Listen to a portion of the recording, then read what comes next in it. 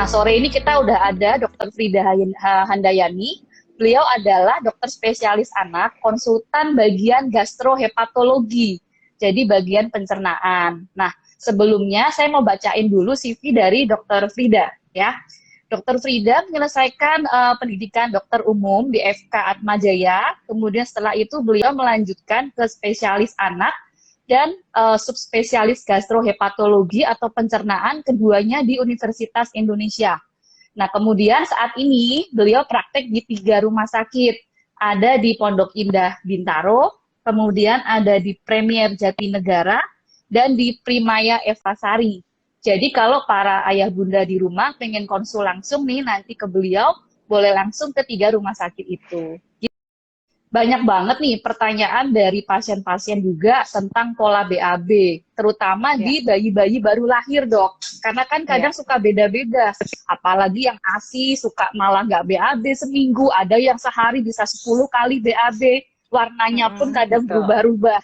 Nah, boleh nggak, Dok, dokter sedikit sharing ke kita semua, gimana sih sebenarnya dengan pola BAB di newborn, di bayi baru lahir? Baik, terima kasih Dokter Lia.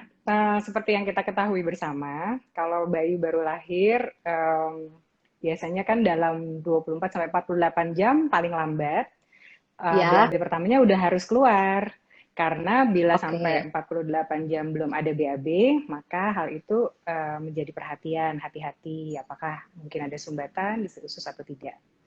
Tapi sebagian besar sih semua pada BAB ya dokter ya, dan BAB-nya tuh warnanya hijau, seperti teh, kehitaman gitu ya.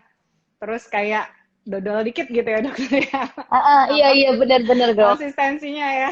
Jadi itu semua normal karena isinya itu memang lendir, terus ada skin cells dari sel-sel kulit saat di dalam ketuban dan juga bercampur dengan cairan ketuban. Jadi konsistensinya ya kayak dodol yang kehitaman tersebut.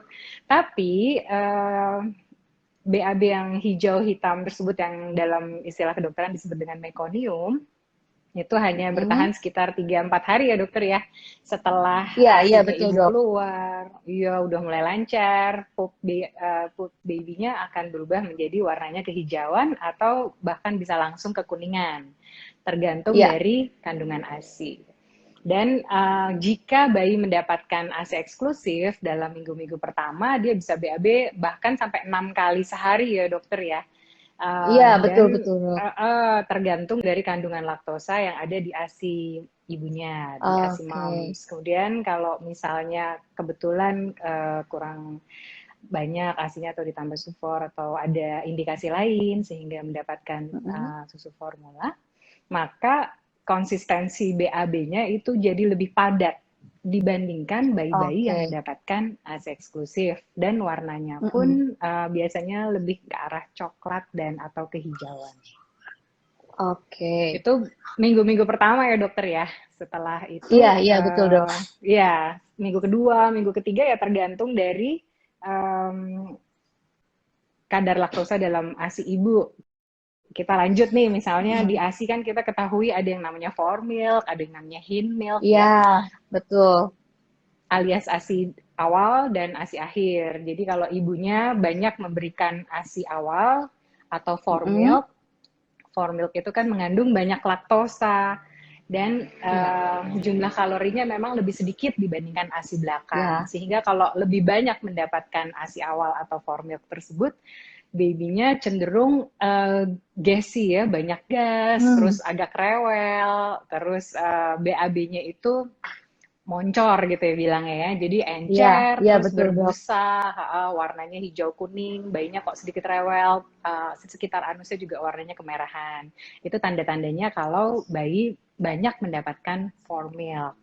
Tapi kalau dia bisa balance mendapat formilk dan hin milk, seperti kita ketahui hin milk itu kan ASI belakang banyak mengandung lemak ya, dan lebih tinggi kalorinya.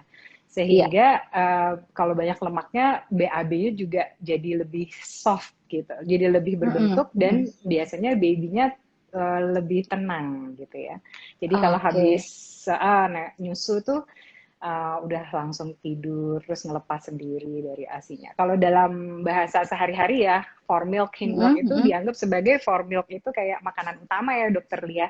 Hind milk Iya. itu dessertnya, karena Oke. dessert kan biasanya banyak lemaknya, terus bikin kenyang, bikin Heeh. perasaan juga tenang gitu ya. Karena kenyang ya, Jadi Dok. karena udah kenyang. Iya, gitu dok. Oke, terus bagaimana dengan frekuensi, Dok? Karena kan sering banget itu, Dok. Ada yang 10 hari nggak BAB panik, kemudian ada yang setiap minum langsung keluar. Nah, kapan sebenarnya ayah bunda ini harus khawatir dan harus bawa ke Baik, dokter gitu? baik. Sekali lagi memang yang pertama klinis ya. Anaknya tenang apa enggak? Ada demam Ya, atau tidak? Rewel atau enggak? Terus apakah yang masuk itu lebih sedikit daripada yang dikeluarkan. Jadi maksudnya minumnya oke. cuman berapa, BAB-nya banyak banget gitu ya. Terus Hmm, ada tanda-tanda dehidrasi atau enggak. Seperti kita ketahui, hmm, tanda-tanda dehidrasi itu kalau anaknya demam, rewel, terus tampaknya ya, kehausan gitu ya. Kalau udah dehidrasi lebih lanjut malah anaknya jadi lemes kayak gitu. Nah, itu mah udah harus segera dibawa ke rumah sakit. Lalu oke. kembali lagi ke frekuensi BAB yang normal berapa sih? Mm-mm. Tergantung Ya, lagi. Misalnya anak moms mendapat ASI, kita bahas yang ASI ya, ya. Kalau ya. momsnya juga banyak mengkonsumsi produk laktosa gitu ya, jadi ASI formil kayak itu laktosnya juga tinggi, ya anaknya Mm-mm. lebih sering pup, bisa 10 kali ya, 8 Oke, kali, 10 kali sehari. Tapi biasanya anaknya tuh kenaikan berat badannya tuh bagus. Jadi kuncinya tuh oke. sekali lagi di kenaikan berat badan. Seperti kita Ya, ketahui, pada 1 bulan pertama diharapkan kenaikan berat badan itu sekitar 25 gram per hari gitu ya Dokter Lia ya. Jadi ya. kita indikatornya adalah berat badan. Walaupun pada anak-anak yang juga kebanyakan laktosa, mendapat laktosa dari formil, anaknya juga suka rewel, tapi Mm-mm. rewelnya tuh nggak disertai demam, nggak disertai Mm-mm. dehidrasi, nggak juga Mm-mm. berlebihan gitu pupnya. Jadi beda dengan diare akibat infeksi. Dan Oke. kalau sebagai tambahan, misalnya Mm-mm. bayinya mendapat formula, Mm-mm. kalau pada sekitar 1 bulan pertama tuh BAB-nya memang frekuensinya lebih sedikit, jadi sekitar 3 kali Oke. sehari sampai 4 kali sehari, Hmm. dan stool atau tinjanya itu lebih lembek, lebih firm, lebih padat bentuknya dibanding yang mendapat ASI. Jadi masalah pola BAB pada newborn itu memang berbeda menurut Dokter Frida yang sudah dijelaskan. Masalah tentang ASI ataupun SUFOR, selama anaknya secara klinisnya masih bagus ya dok, kemudian berat badannya naik sesuai target, tidak ada tanda-tanda dehidrasi, kalau misal anak MAMS BAB-nya lebih sering, itu tidak masalah, selama kondisi anaknya masih oke, gitu ya dok ya. Nah, Betul, ada yang kurang nanti tadi kita, ditambahkan, sorry satu apa nih dokter. dok? Jadi kan Apa nih? ada bayi-bayi yang juga ASINya tuh diserap sempurna ya, sampai Oke. tidak ada lagi masa tinja yang terbentuk. Itu juga Hmm, menyebabkan bayi-bayi tersebut bisa 7, 10, bahkan 14 hari ya, baru BAB. Namun ya. itu juga Hmm, mesti dilihat kalau anaknya tenang, kenaikan berat badan hmm, bagus, perutnya nggak kembung, anaknya minumnya hmm, rajin, nggak ada masalah, itu juga nggak normal, nggak jadi ya. permasalahan ya, nggak usah khawatir. Yang perlu Hmm, hmm, dikhawatirkan hmm, itu bila pertama, tadi dalam 48 jam pertama, baby pas lahir belum BAB. Yang kedua, hmm. kelihatan kalau anaknya tuh nangis-nangis kesakitan banget gitu ya, mau ngeluarin Oh, pup. oke. Ya, dan Ha, ha, dia ha. butuh tenaga yang luar biasa ekstra. Nggak Mengejan seperti gitu bayi-bayi ya dok lainnya ya. kalau, ya, tapi mengejan kalau bayi sehat kan mengejan, mukanya merah, terus Ha, ha, kelihatannya agak ngulet-ngulet terus keluar gitu ya, itu masih ha, termasuk ha. oke. Tapi kalau Hmm, misalnya dia tuh di atas itu lebih sakit lagi, sampai benar-benar hmm, kesakitan, terus perutnya tampak hmm, menggembung, terus udah hmm, begitu kerasnya usahanya ternyata pupnya keluarnya juga cuman sedikit banget. Nah itu, hmm. dan umurnya di bawah 6 minggu, maka Oke, sebaiknya dikonsultasikan ke dokter anak, moms, dan dad semua. Mungkin diperlukan oke. pemeriksaan tambahan untuk menyingkirkan kemungkinan sumbatan di usus besar. Oke, mungkin kalau kita curiga, misal takutnya ada sumbatan, dok, apakah mungkin ada gejala muntah juga, dok? Itu salah satu yang mungkin Ya, harus para mams perhatikan juga nggak ya, dok?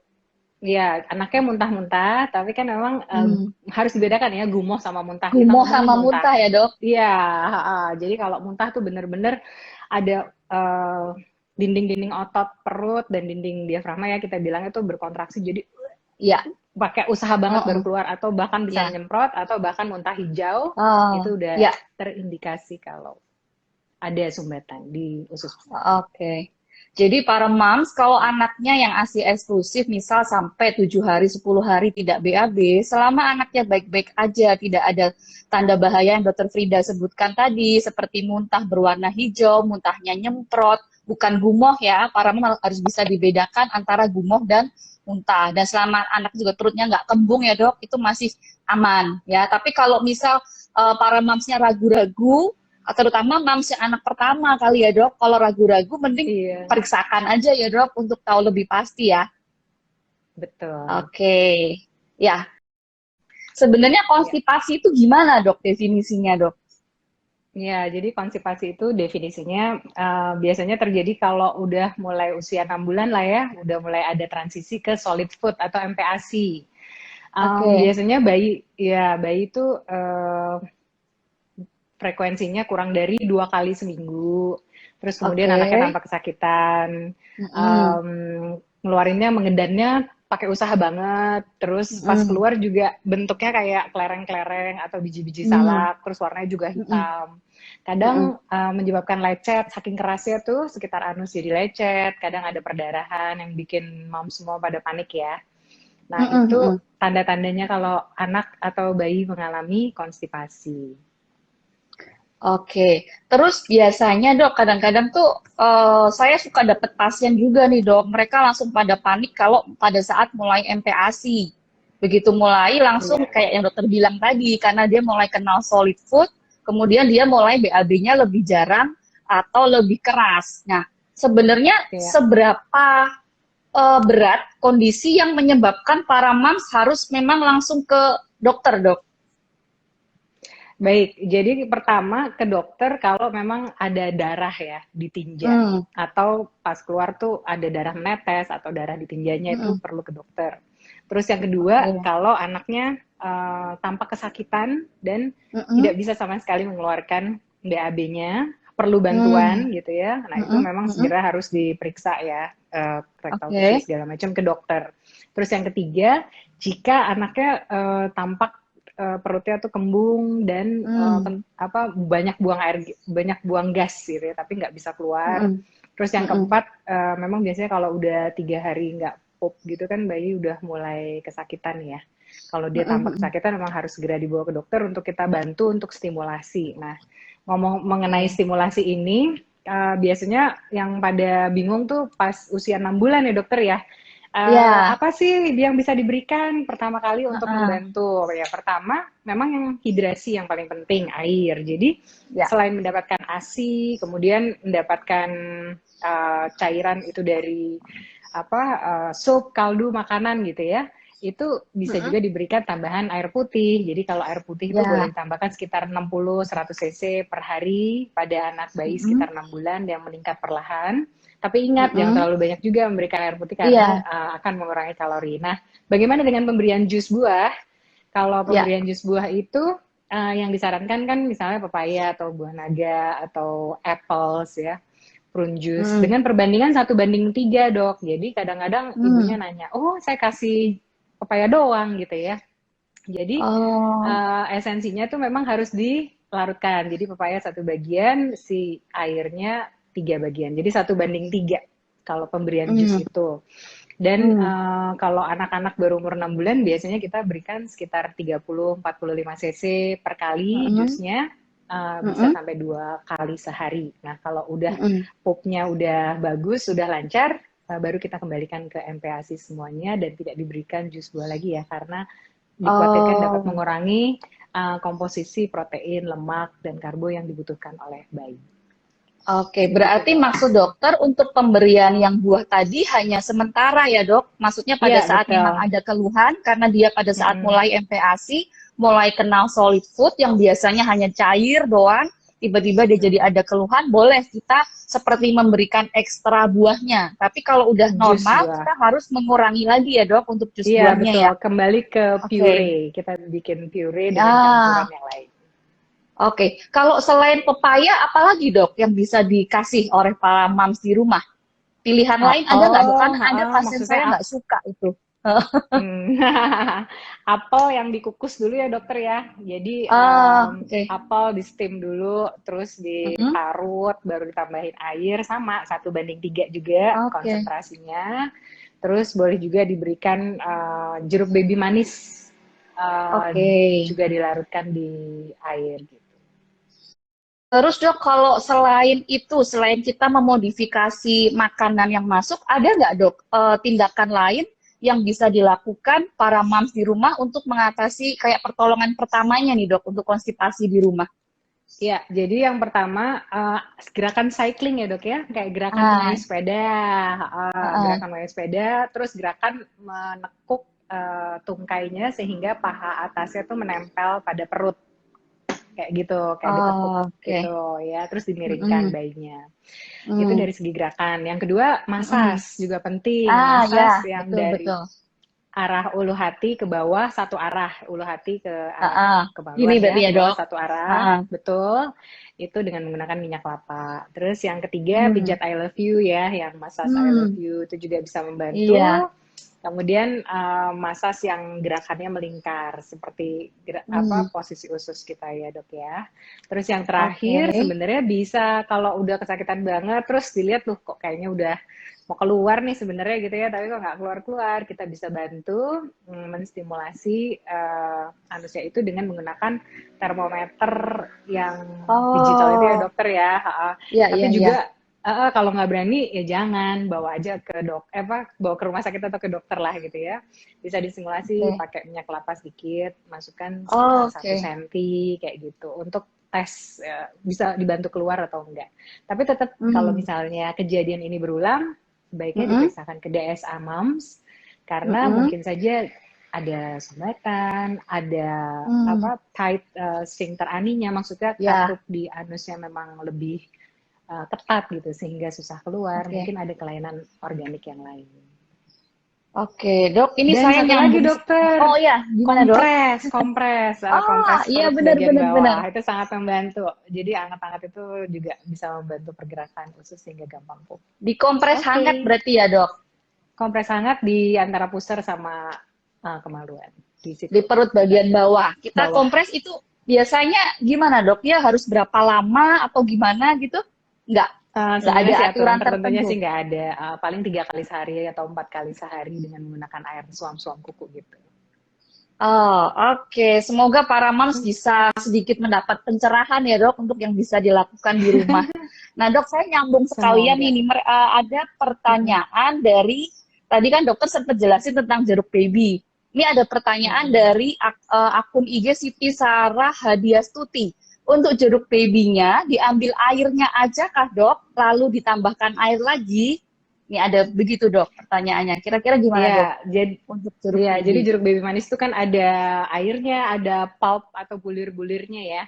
Ya, Jadi untuk bulir-bulir boleh diambil paling 1 sen. Misalnya nih umur babynya 6 bulan ya. 6 bulan mm-mm, terus dia mau minum 30 cc jus buah. Itu mm-mm. komposisinya kan harus 1:3. Jadi 10 Ya, cc itu air si jeruk baby, terus mm-mm. 20 cc, sekitar 20 cc, 25 cc itu air putihnya. Kemudian boleh Oke. ditambahkan bulir si pulpnya itu paling 1 sendok teh, kayak seperti itu. Jadi juga nggak Oh, terlalu banyak serat tingginya di situ. oke. Tetap lebih banyak Semoga bisa cairannya. ini. Oke, paham, paham, Dok. Semoga Ibu Siti paham juga ya. Kemudian, Dok, ini sekalian, kalau pisang gimana, Dok? Katanya ada informasi bahwa pisang menyebabkan sulit BAB. Gimana, Dok, Ya, kalau dari Dokter Frida? ya karena pisang itu kan memang dia banyak serat juga ya, soluble insoluble dua-duanya juga di pisang. Hmm, Sehingga sebenarnya kalau makan pisang kan memang dari teksturnya aja dia lumat gitu ya. Jadi mm-mm, lebih bulky gitu. Tapi kalau hmm, misalnya mau tetap disarankan memang kita nggak menyarankan untuk pemberian pisang sih untuk anak-anak Mm-mm. konstipasi. Mungkin bisa diganti dengan Oke, jus melon kayak gitu. Melon yang dikukus, disaring, terus diambil airnya 1:3 kayak gitu lagi. Tapi oke. kalaupun mau dikasih pisang, pisangnya harus yang mateng, terus cuma dikorek Ya, dalam aja gitu ya dokter ya, atau dilarutkan ya, lagi gitu di air, sehingga konsistensinya nggak bulky banget, nggak iya. susah dikeluarkan malah ya kalau nggak banyak minum kalau makan pisang. Oh, baiklah dok. Kalau buah naga dok, boleh juga ya dok? Buah naga, buah naga sih boleh. Boleh ya. Oke, terus Mm-mm. ada nih dok, pasien saya suka-suka mereka pada saat anaknya mulai BAB-nya keras atau apa, suka ngasih pencahar yang lewat anus dok. Tahu-tahu udah beli sendiri, udah dipakein sendiri. Nah itu gimana dok? Sebaiknya apakah itu aman? Apakah lebih baik langsung ke dokter dulu atau gimana dok? Ya, lebih baik sih ke dokter dulu untuk dinilai kenapa ya penyebabnya. Karena kalau misalnya langsung dikasih pencahar, terus tidak dicari Mm-mm. penyebabnya apa, kasihan juga anaknya ya. Kalau setiap kali nggak pup, langsung dikasih obat pencahar dari dubur itu kan juga bikin trauma, bikin anaknya Hmm. stres, ketakutan, terus mungkin kesakitan kalau nggak Iya pakai betul jelly betul. yang banyak. Mm-mm. Sehingga anaknya jadi setiap kali mau pup malah takut Tambah gitu, takut ya dok. tambah takut, tambah trauma, dan trauma takut itu penyebab nomor satu konstipasi pada Hmm. anak-anak. Jadi dia udah merasa sakit, kalau sakit ya dia tahan pupnya, dia Hmm. nggak peduli deh itu Mm-mm. harus dikeluarin atau enggak, karena setiap kali dia keluarin ya lecet, sakit, apalagi kalau Iya, sering-sering dimasukin obat gitu kan bisa iya, juga terjadi iritasi ya dok di sekitar anus. iya Dan yang paling betul. penting ke dokter itu untuk mencari jalan keluarnya. Apa sih yang harus Hmm. dilakukan? Jangan main. Ya. Apakah mungkin dietnya harus dirubah, makannya, aktivitasnya, kitanya sebagai orang tua, komposisi nutrisinya, mungkin ada yang harus diperbaikin. Jangan main langsung Hmm. dimasukin obat aja. Jadi pertanyaan dari Ibu Lilian Gandawijaya. Dok, apakah pemberian bakteri baik itu perlu dan apakah perlu setiap hari diberikan atau bagaimana? Silakan dokter. Baik, terima kasih pertanyaannya Bu Lilian. Jadi yang pertama, jika ibu melahirkan bayi ibu, moms ya bilang ya, melahirkan bayi moms itu dengan Aku juga cara biasanya Bu. spontan, iya, dengan cara spontan, kemudian lewat bawah ya, nggak melalui bedah Hmm. sesar, itu dipercaya anak moms juga mendapatkan mikrobiota baik yang ada di sekitar Hmm. vagina atau di sekitar kulit Hmm. moms. Terus yang kedua, Hmm.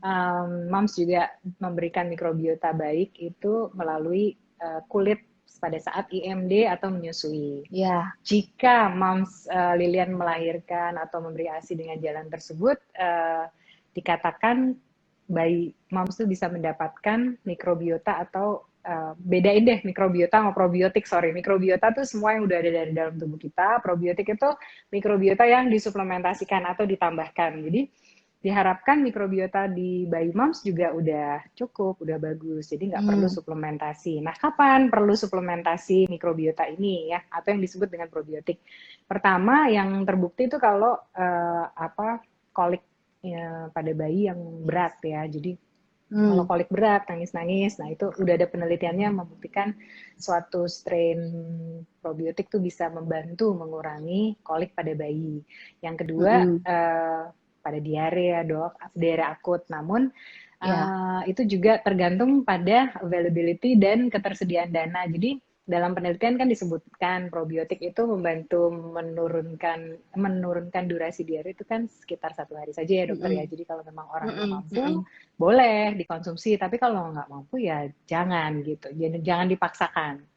Lalu pertanyaan terakhir, apakah harus diberikan probiotik sehari-hari? Ya jawabannya tidak.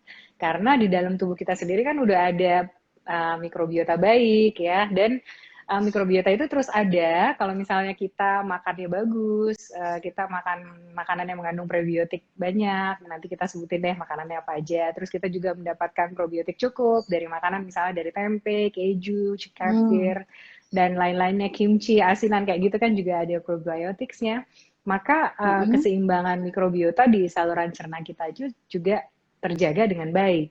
Jadi tidak perlu suplementasi yang terus-menerus. Seperti kita ketahui, hidup kan semua mesti balance ya dokter ya. Jadi kalau Iya. kebanyakan yang baik juga mungkin nggak oke. Jadi harus menjaga keseimbangan. Oke, jadi Gitu, sebenarnya dokter. tidak harus ya dok, karena ini ngehits banget nih dok masalah probiotik ini ya kan. Hampir Ya, semua ya. tiba-tiba selalu saya udah minum ini merek ini tiap hari dok. Sebenarnya tuh gimana sih dok? Kok anak saya tetap aja konstipasi, tetap aja nggak ngefek, udah beli mahal-mahal. Sering Oh, banget saya tuh dapet jawabannya, pertanyaan kayak gitu. jawabannya konstipasi itu sesuatu yang kompleks dan multifaktorial. Jadi Ya, nggak bisa bergantung. Banyak banget ya ininya faktornya yang harus dikerjakan. kemudian dok, tadi kan dokter bilang mau nyebutin makanan yang bakteri baik tadi dok. Boleh sekalian nggak dok? Biar nyambung, Boleh. biar nggak lupa gitu. Ntar kita lupa kalau nggak. Baik. Jadi prebiotik itu Mm-mm. adalah bahan makanan atau oligosakarida ya kita bilangnya yang dibutuhkan oleh si bakteri baik ini untuk berkembang biak dengan Mm. baik. Jadi menjadi Mm-mm. makanannya si bakteri baik. Apakah itu? Jadi itu misalnya oats, strawberry, pisang, Mm-mm. asparagus gitu ya. Mm. Dan serat dari buah-buahan dan tumbuh-tumbuhan. Misalnya mengandung Oke. fos dan inulin misalnya kayak gitu. Jadi Ya. bisa menjadi energi atau tempat Mm-mm. kembang biaknya si bakteri baik di usus kita. Jadi memang harus rajin-rajin makan buah, sayur, dan makanan-makanan yang Mm. sehat, walaupun proporsinya pada masing-masing anak kan beda-beda ya dokter Lia Ya, ya. betul. Kalau pada Iya, bayi betul dok. MPASI kan buah sayur secukupnya aja, Ya. nggak terlalu di apa tekankan banyak sekali. Justru kalau Iya. menu tunggal atau ini udah nggak Mm-mm. disarankan lagi kan. Ya. Tapi kalau udah di atas tahun, kebutuhan serat itu menjadi 6 gram sehari. 6 gram tuh kayak apa sih banyaknya serat sehari? Misalnya satu apel itu mengandung 2 gram. Terus 100 gram oat bisa mengandung 8 gram. Jadi kalau memang Mm. kepingin tahu kebutuhan seratnya itu berapa, bisa didiskus dengan DSA dan ahli Ya. nutrisi masing-masing sesuai usia dan berat badan. Nah dok, ada pertanyaan nih dok. Ini udah ada pertanyaan dari kemarin nih. Si Mams yang satu ini. Dia bilang gini, dok, anak saya bayi usia 5 bulan, beratnya 8,6 kilo, cowok, ASI eksklusif. Nah, fesesnya hijau berlendir, tapi biasanya fesesnya kuning. Nah, gimana ya dok, kenapa kok berubah warnanya, dan apakah saya harus khawatir tentang itu dengan perubahan warna feses? Gitu dok, Baik, silahkan dok. terima kasih. Jadi sekali lagi mesti lihat klinis anaknya ya. Anaknya ada Hmm. keluhan atau enggak? Apakah Mm-mm. BAB-nya tuh banyak sekali? Tapi mucus itu kadang normal ditemukan di saluran usus Mm-mm. kita. Soalnya di dalam saluran cerna juga banyak selaput lendir ya, Dokter Lia ya, yang mukus itu. Mm-mm. Cuman kalau sebelumnya nggak ada mukus, terus sekarang jadinya berlendir, hati-hati infeksi bakteri.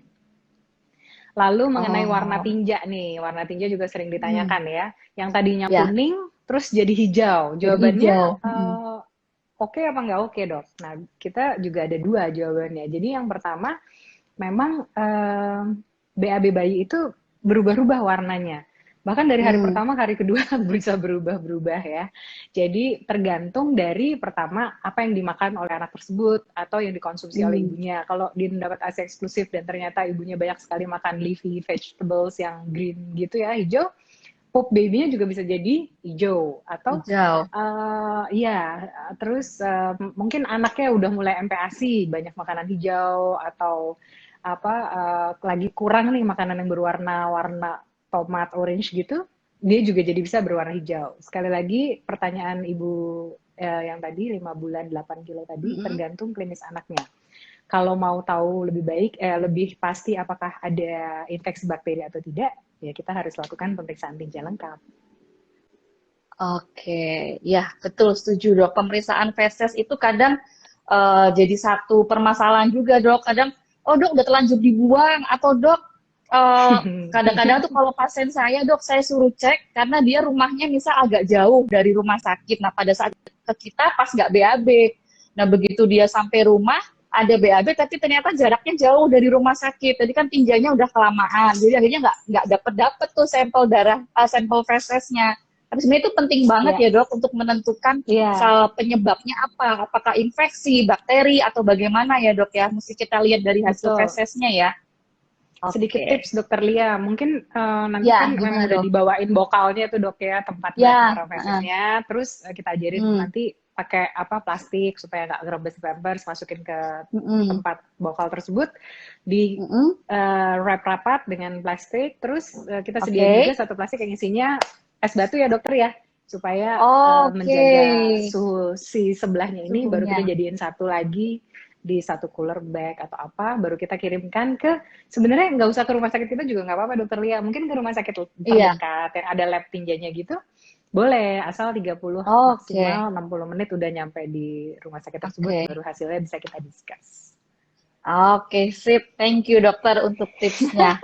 Sama-sama. Nah, dari Ibu Belawana, dok, makanan apa Dok. yang tidak boleh diberikan? Yang tidak boleh diberikan untuk menghindari sembelit pada bayi MPASI. Ya. Gitu dok. Sebenarnya sih pada anak MPASI nggak boleh terlalu banyak makanan yang terlalu kental kali ya dokter ya. Jadi Hmm, kalau misalnya dia ya. terlalu kental, terus dia kurang hidrasi atau kurang air minum, ya pastinya nggak bisa mengeluarkan pup dengan baik gitu. Hmm, Lalu kalau misalnya memang dia ada indikasi sebelit, nah pertama memang jumlah cairan mesti dinaikkan dulu, kemudian hmm, apa MPASI-nya mungkin dibuat sedikit lebih encer, tapi sifatnya sementara ya, hanya oke. beberapa hari Ya, aja, betul, karena kita betul. tahu sendiri kalau terlalu encer ya kalorinya rendah, nanti anaknya berat badannya nggak Ya, naik, nggak numbuh. ya. Jadi sifatnya Makanan hanya untuk khusus, sementara ya dok. ya makanan khusus yang harus dihindari sih sebenarnya nggak ini ya, mungkin yang seperti udah terkenal apa uh, pisang itu kan bisa membuat BAB lebih keras, ya itu jangan dikasih Hmm. dulu seperti itu sih. Oke, berarti note-nya di sini adalah kita boleh sedikit menurunkan tekstur sambil menunggu sembelitnya teratasi. Tetapi begitu sudah membaik, diharapkan langsung segera naik tekstur lagi ya dok. Jangan keterusan, Betul. tetap diturunkan teksturnya kan dok. Kalau terus-terusan Iya, encer, seperti dokter Frida bilang, nanti kendalanya adalah kalorinya kurang dan muncul masalah baru, berat badan tidak bisa naik. Gitu ya dok ya. betul, betul. Oke. Ini dok, dari Bu Novianti Astiti. Dok, babyku kalau minum ASI susah dan sangat rewel. Padahal sudah menunjukkan tanda lapar. Ini agak beda nih topiknya. Dijawab sedikit nggak apa-apa ya dok? Jadi Oh dia nggak apa-apa. tanyanya adalah, babyku minum ASI susah dan sangat rewel. Padahal sudah menunjukkan tanda lapar. Kenapa ya dok? Begitu dok. Ya, Silahkan dok. pertama biasanya tergantung usia bayi dulu ya. Kalau bayi udah mulai di Hmm. atas 4 bulan kan biasanya um, penglihatan, pendengaran, indera apa indera-indera itu udah mulai berkembang, sehingga kalau banyak suara, banyak gangguan, TV, orang Hmm. lain atau kakaknya berseliweran gitu, jadi dia nggak bisa fokus juga untuk menyusui, itu bisa juga. Ya.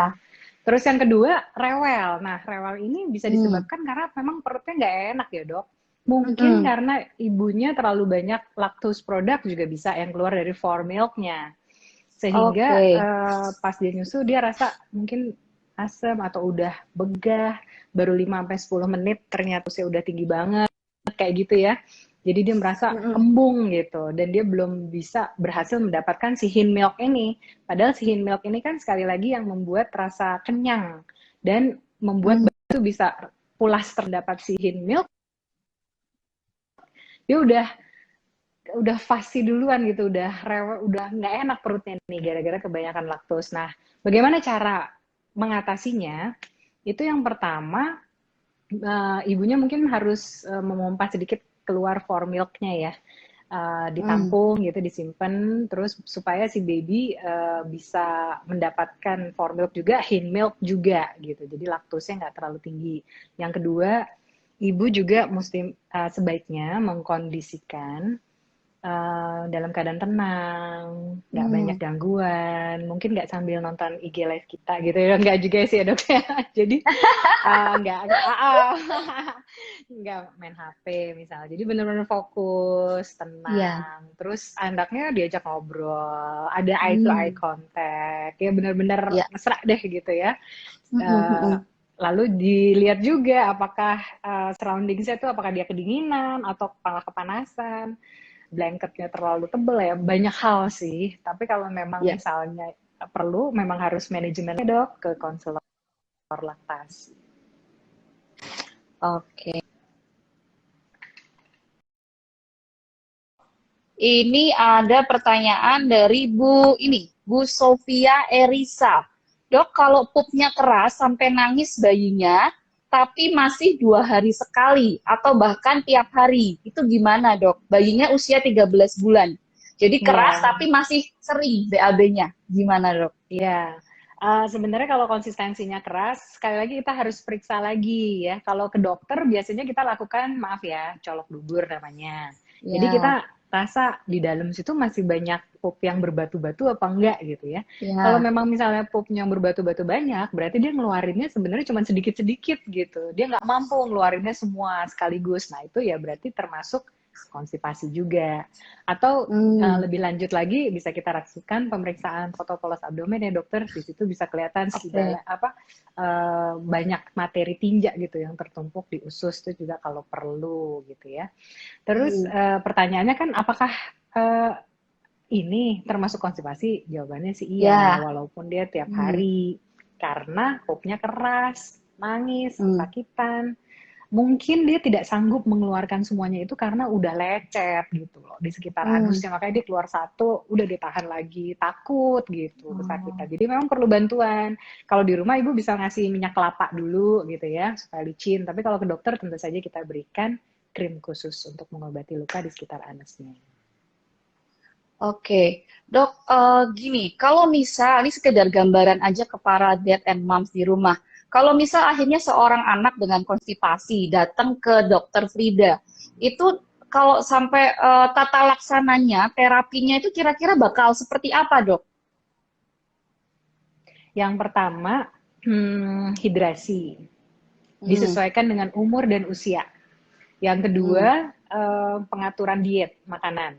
Apa yang boleh, apa hmm, yang tidak. Dan hmm, kalau tergantung derajat konstipasinya. Kalau konstipasinya hmm. udah sedang gitu, justru kita harus memberikan rendah serat dulu sementara sampai Oh, lancar. oke. Nanti kalau Hmm, udah bagus lagi pola BAB-nya, baru kita berikan serat sesuai dengan usianya. Lalu yang keempat, biasanya kita edukasi supaya banyak exercise, banyak bergerak, oh, nggak mager gitu, anak kayak di rumah ya. Yang kelima, kita bantu dengan masas gitu. Terus yang keenam ada toilet training. Jadi kita ya, ajarkan tuh. juga, itu penting banget si toilet training Hmm, ini. Yang ketujuh, banyak ya kan dok ya, hmm, multifaktor ya. Jadi yang ketujuh baru obat-obatan dokter. hmm, Obat-obatan itu termasuk krim anti sakitnya, terus mungkin laktulusa untuk pencaharnya ya, ya. Untuk bukan penyahar sih kita bilang untuk pelicin ya, untuk ya. membantu pupnya. Terus kita evaluasi lagi kalau misalnya memang dia makan kurang sehat, prebiotik probiotik kurang, kita boleh tambahkan probiotik. Tapi itu juga nggak selalu dan belum menjadi rekomendasi untuk Hmm. terapi tata laksana konstipasi pada anak. Itu sih dok. Oke, dok boleh nggak dok singgung sedikit tentang toilet training?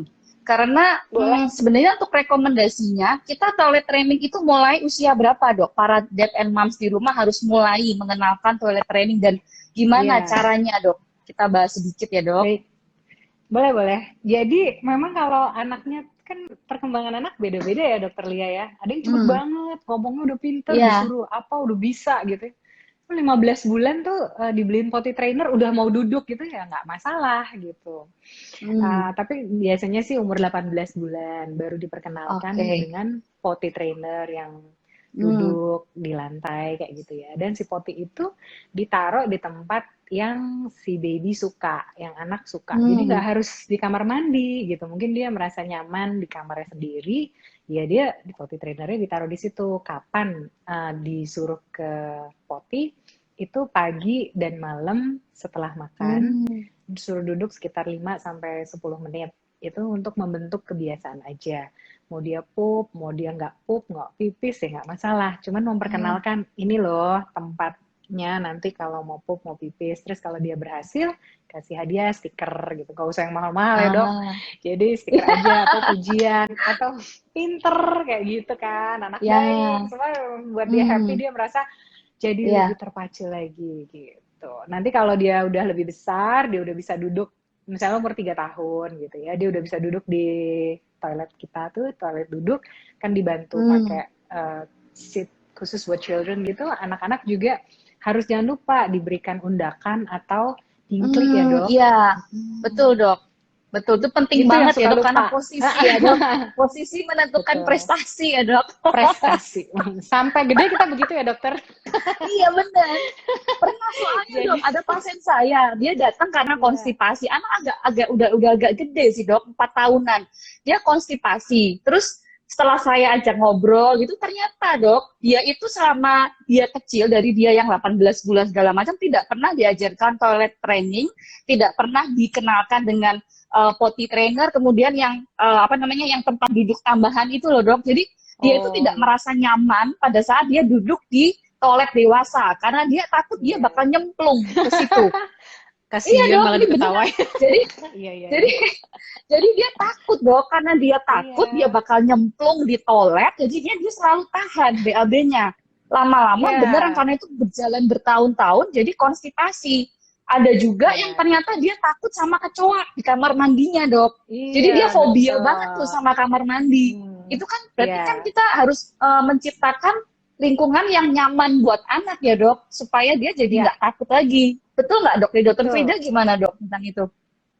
Udah betul banget dokter Lia. Nggak ada tambahan. Cuman gini dok ya, memang sesuai teori perkembangan anak ya, umur 3 tahun, 5 tahun itu dia suka merasa ketakutan kan dok, mungkin terhadap hantu kayak gitu-gitu. Nah itu pas banget sama si toilet itu yang bikin dia takut kejeblos gitu loh. Jadi memang udah itu harus difasilitasi, terus dikasih dingklik supaya dia agak tekuk sedikit ya. Terus ininya lututnya, terus kalau dia mau ngeden dia punya kekuatan gitu, bisa plung keluar gitu. Dan itu memang harus ditemenin gitu. Iya betul, dok, memang apa tuh dok? Memang betul kata dokter Lia itu. Jadi kecoa bau segala macam mempengaruhi, apalagi kalau anaknya jijian gitu ya. Aduh, males banget deh gitu. Jadi emang benar-benar harus nyaman gitu ya dokter ya. Atau kadang suruh ini dok, ditempelin stiker, mainan segala macam yang khusus ditaruh di kamar mandi supaya dia betah. Apalagi anak-anak zaman sekarang bisa stikernya langsung yang kayak Frozen gitu ya dok, yang mereka suka kan. Jadi mereka kayak ditemenin sama tokoh-tokoh yang mereka suka kan. Jadi mereka happy di situ, nggak ditemenin kecoak ya. Iya bener. Pertanyaan berikutnya ya dok, ini dari Bu Lisa Radia.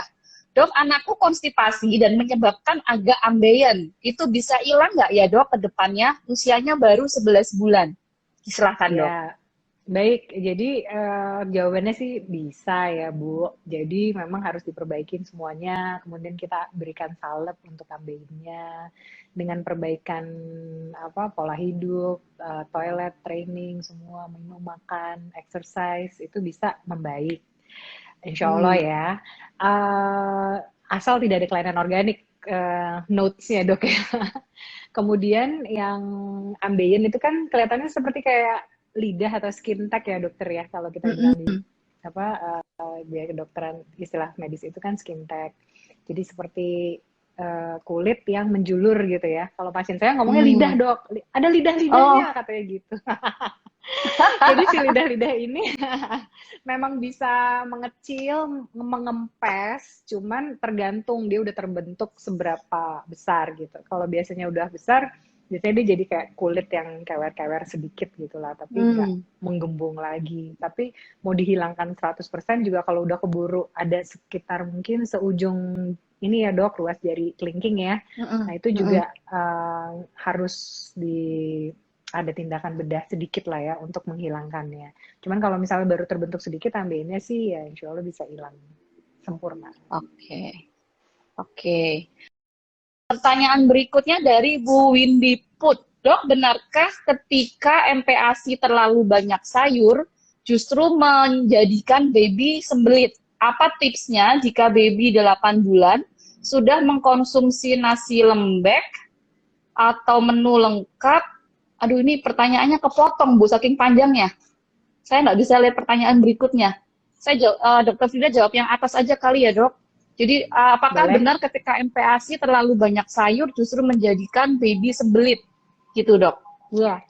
Ya, seperti kita ketahui Hmm. ya, Ibu Windy, um, sayur dan buah itu kan sayur ya, mengandung serat tuh ada yang soluble fiber, ada yang insoluble fiber. Apakah itu serat yang larut dalam air, ada serat yang tidak larut dalam air. Jadi Hmm. macam-macam serat yang larut dalam air, dia itu menarik air yang ada di usus kita sehingga membentuk massa bulky gitu ya dokter ya, kayak bola gitu deh Oke. ya, terus agak gel-gel Hmm. gitu. Nah, itu juga tergantung pada kontraksi usus anak kita, bagaimana si Hmm. bola gel itu bisa keluar. Tapi kalau misalnya kita juga banyak memberikan serat, ternyata Hmm. kurang flush dari air, asupan air, Hmm. itu juga bisa Hmm. stuck di dalam gitu, jadi nggak keluar. Oke. Nah, seperti fisiologisnya kan perjalanan alaminya tuh si pup yang terlalu lama di usus besar itu kan airnya diserap gitu sama si usus Iya. besar sehingga malah yang tadinya tinjanya berbentuk gel malah jadi keras, jadi kayak batu ya dokter lama-lama Hmm. kalau Ya. kelamaan di usus besar itu. Makanya kita perlu Ya. si air juga yang banyak untuk menggelontor. Nah, bagaimana dengan Oke. serat yang insoluble atau yang tidak larut dalam air? Dia tuh kayak rambut yang ini ya dok ya berurai-urai panjang gitu ya, kayak serat-serat misalnya kangkung atau bayam yang masih nggak lembek gitu ya. Itu insoluble fiber. Jadi dia jadi aut-autan juga membentuk satu massa pup yang membutuhkan sebenarnya air untuk dibuang. Jadi memang kalau kebanyakan serat, Hmm. kurang air, atau dia nggak buru-buru toilet training gitu ya, sehingga Hmm. pupnya juga belum keluar, itu juga bisa menyebabkan sembelit. Kalau kebanyakan serat, kurang hidrasi. Tapi ini pertanyaan usianya 8 bulan ya. Iya. 8 Iya, iya, bulan dok. sudah mendapatkan nasi lembek. Kalau Hmm. misalnya dia memang susah, pupnya mungkin memang dia konsistensinya sedikit lebih padat kali ya. Nasi lembek Hmm. itu mungkin mesti dibalikin ke bubur saring kasar dulu kayak gitu. Iya. Turun tekstur dulu kali ya, dok, maksudnya ya, dok ya. Iya. Dari Ibu Nurul Ratna, bila anak ASI eksklusif, BAB-nya 3 hari sekali, apa dengan ibu yang menyusui makan banyak pepaya bisa membantu BAB bayinya lebih lancar, dok? Ya, baik. Jadi Terima kasih ibunya yang pertanyaan. makan pepaya. Ya, anak ASI eksklusif kalau belum BAB 3 hari kan masih dianggap sebagai normal Mm-mm. ya, apalagi kalau baru 6 Mm-mm. bulan, sebelum 6 bulan. Tapi memang Ya. dikatakan bahwa apa yang dimakan ibu itu kan memang terkandung dalam ASI-nya. Jadi kalau misalnya anak ibunya cukup hidrasi, cukup makan Mm-mm. sayur, buah, Mm-mm. itu Mm-mm. dikatakan bisa membantu supaya anaknya pupnya juga bisa lebih lancar. Oh, berarti boleh ya, dok ya, ibunya Boleh. untuk konsumsi pepaya ya. Oke, Ya. terus ini dari Ibu Sesa Ces. Dok, apakah benar tambahan lemak pada MPASI akan membuat anak lancar BAB? Silakan, Dokter Frida. Ya, sebenarnya lemak itu kan untuk tambahan kalori ya dokter ya. Tapi memang kalau Ya. kita makan berlemak, apalagi lemak sehat kayak minyak zaitun kayak gitu kan memang disarankan dan bisa membantu Hmm. ini ya. Jadi lebih lancar, lebih gampang deh menggelindingnya gitu. Jadi boleh jawabannya dan benar pemberian asal lemaknya lemak sehat ya. Ya, boleh ya, berarti ya, Dok. Boleh. Oke, Dari Budian Vela, dok, kapan bayi 6 bulan dikatakan diare? Penanganan pertama seperti apa dan kapan harus ke dokter? Silakan, dokter Fida. Ya. Jadi yang pertama, tanda-tanda diare itu kalau BAB-nya tentu saja konsistensinya lebih cair dan lebih sering frekuensinya dibandingkan sebelumnya, tanpa ada perubahan ASI atau PASI atau makanan dari ibu. Yang kedua, biasanya disertai dengan demam, muntah, atau mual, dan anaknya jadi lebih rewel dan malas menyusu. Lalu pertanyaannya selain tanda-tandanya apa tadi dok? Udah lewat tuh question box-nya. Yang apanya, dok? Ibunya kan nanya tanda-tandanya apa? Penanganan terus ya. penanganan pertama dan kapan harus ke dokter, dok? Baik, penanganan pertama. Oh ya, kembali nih question box-nya. Terima kasih. Ya. Jadi penanganan pertama ya tetap harus diberikan ASI dan cairan yang cukup. Kalau udah MPASI 6 bulan ya tetap berikan MPASI seperti biasa, jangan dikurangi atau malah dipuasakan, jangan.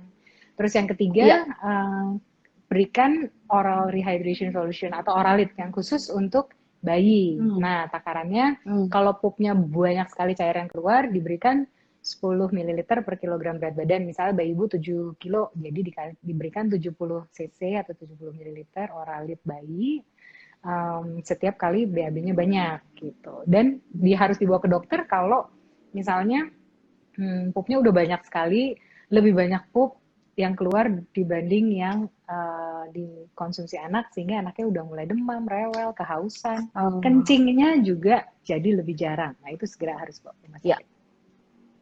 Oke, kencing itu penting ya dok untuk kita, kan kita tahu sendiri diare itu angka diare di Indonesia cukup tinggi ya dok, jadi harusnya sebaiknya para moms di rumah tahu kapan anak dikatakan dehidrasi. Tanda yang paling penting ya lihat kencingnya ya dok ya, kalau frekuensi kencingnya udah jarang ya harus segera dibawa ke rumah sakit supaya tidak terlambat ya dok ya. Iya, dan sebagai tambahan minimal kan 6 kali sehari harus buang air kecil. Bayi yang mendapatkan ASI. Jadi kita udah tahu dia cukup ASI. Iya. Nah kadang itu para mam suka gini dok ngelesnya. Saya suka tanya berapa kali kencing hari ini? Kapan terakhir kencing? Nggak tahu dok. Pakai pampers. Kan pakai pampers ya. Nah aku udah gimana dok? Gimana caranya nih supaya kita bisa sekalian mumpung banyak yang ikut kita kasih tahu dok. Gimana dok? Walaupun pakai pampers kan tetap harus tahu ya dok. Iya dong. Kencingnya jadi ya. Kan, kita kan juga bisa merasakan ya nih pampers kosong sama pampers yang isi BAK tuh kayak apa. Terus tiap 2 jam biasanya kan baby tiap 3 jam lah ya minimal gitu kan dia kan udah pipis biasanya kalau dia udah dapat cairan yang cukup. Tapi kalau ini udah 3 jam kok masih belum pipis, pampersnya masih kosong, masih kering kan kita juga bisa ngerti. Apalagi itu kan diserap ya dok. Jadi biasanya pampers ada gelnya ya. Jadi beda beratnya. Ibunya kok bener dok, maaf katanya ibunya minta maaf. Enggak bu, nggak usah minta maaf kok. Kita nggak apa-apa.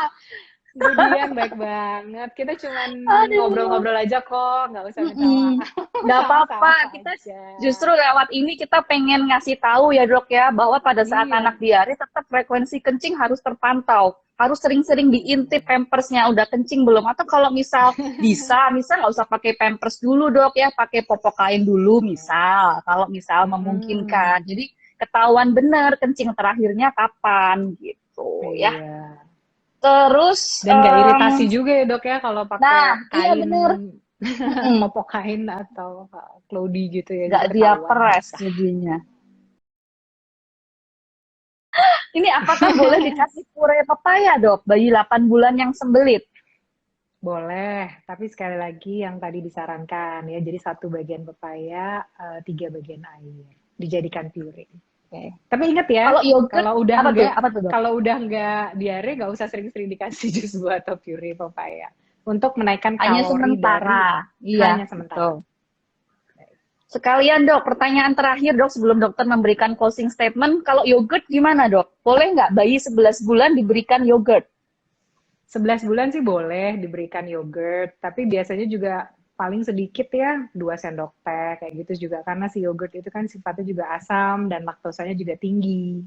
Jadi kalau misalnya dia makan yogurt, terus dapat ASI juga laktos sudah tinggi, terus dapat butter, keju segala macam yang mengandung laktos tinggi, nanti anaknya jadi kembung, sakit perut, ada mencret sedikit. Jadi hati-hati Ya. juga. Pemberian yogurt gak usah setiap Oh. hari. Closing statement dulu untuk para moms and dad di rumah tentang pola BAB dan konstipasi. Silakan, Dok. Baik, terima kasih ya Dokter Lia. Jadi masalah konstipasi ini pada anak terutama ya merupakan masalah yang kompleks, multifaktorial, dan sering kali membuat anak dan orang tuanya tuh stres. Jadi jangan tunggu lama-lama, jangan tunggu sampai berbulan-bulan baru datang ke dokter, karena makin lama diselesaikan, makin panjang pula waktunya nanti akan ketemu dokternya. Karena kalau misalnya, ini bisa 3-6 bulan dokter kalau buat konstipasi yang udah kronik. Jadi kalau baru awal, lebih baik segera konsultasikan, karena kalau udah kelamaan popnya ketahan di dalam tuh juga bentuk rektum usus besarnya kan juga berubah ya dokter ya. Jadi kayak balon untuk mengembalikan lagi seperti semula butuh waktu yang panjang. Jadi jangan tunda-tunda untuk segera konsultasi bila ada masalah konstipasi. Terima kasih.